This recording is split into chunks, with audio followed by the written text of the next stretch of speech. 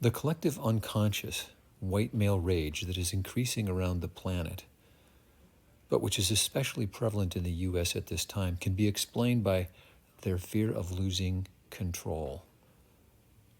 The fear they're not superior, the top dog, the all-knowing exceptional ones. They don't trust God. They only trust themselves, which is why they can be so easily manipulated by power-hungry, greedy egos, because they want to be like them. This is why he says trust is the foundation on which all ability to fulfill our function rests. The teachers of God have trust in the world because they have learned that it is not governed by the laws the world made up. It is governed by a power that is in them but not of them. It is the power that keeps all things safe. You're just afraid that if you're not in control, things won't go well. If you're not superior, things won't go well. I think it's what's the bottom of this white supremacy fear. They just can't let go of this fear that if they're not in control, things won't go well. They don't trust God. They don't trust the universe. They don't trust. They're afraid. And I think that's the same thing that's going on here in the consciousness of the planet. The people that have always been in charge don't feel comfortable not being in charge. And so the fact that everyone's saying, hey, we want to share this power, they're just going, no, I don't feel safe. And I don't think anybody's safe, because you know what I mean? They're afraid. Yeah, right.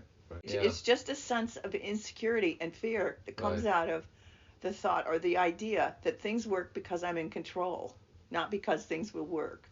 You know what I mean? Yeah. Right. I can't trust that God is in charge.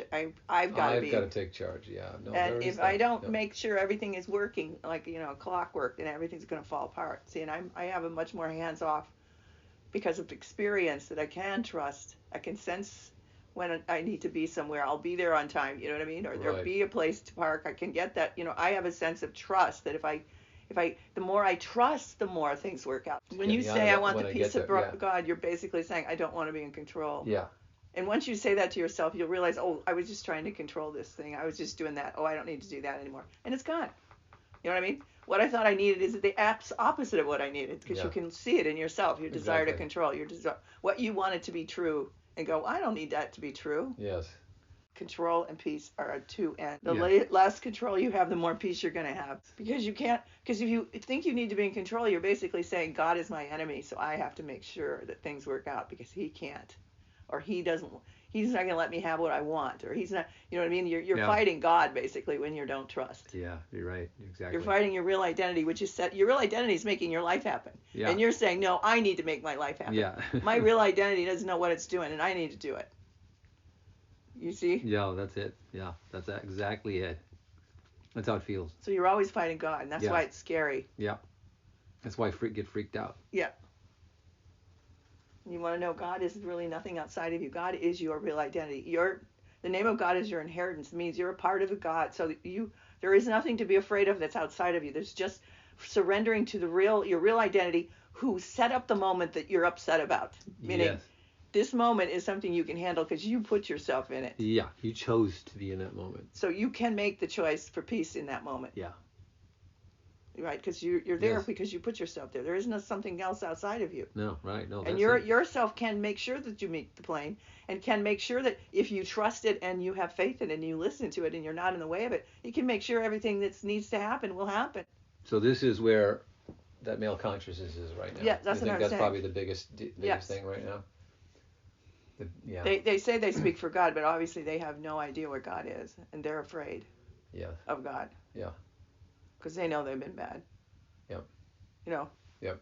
They got to keep the lid down on everything they've been doing, because it's all been a lie and it's all been deceitful, and it has been that way for their whole lives, because that whole Christian church is a mess. It's just full of vipers, Yes. Oh, absolutely. Con men. Yep. Opportunists. They saw the stupid people there a mile away. Some people to take advantage of, you know what I mean? Yeah. The sheeple. And once you start, I even the little bit that I had, the authority that people were giving me when I taught that stupid little class, I mean, I could feel the way they defer to people who say they think they know is just it's very uncomfortable when you are conscious and you don't mean to be someone to take advantage of people. Right. But I saw, oh wow, you can take advantage of people. So they are just begging for you to take advantage of them. So this is what happens. These people get Yeah. Power hungry. And then it works. They're making money. People are loving them. They think that they're getting help. And obviously, you see, when two people join together, you're trying to help and they want to be helped. You're going to be helping people too in the middle of this. It's not like nobody's getting help. Yeah, right. Because the power of them wanting help is helping them. Right. So there is some help happening, but there's so much manipulation and control.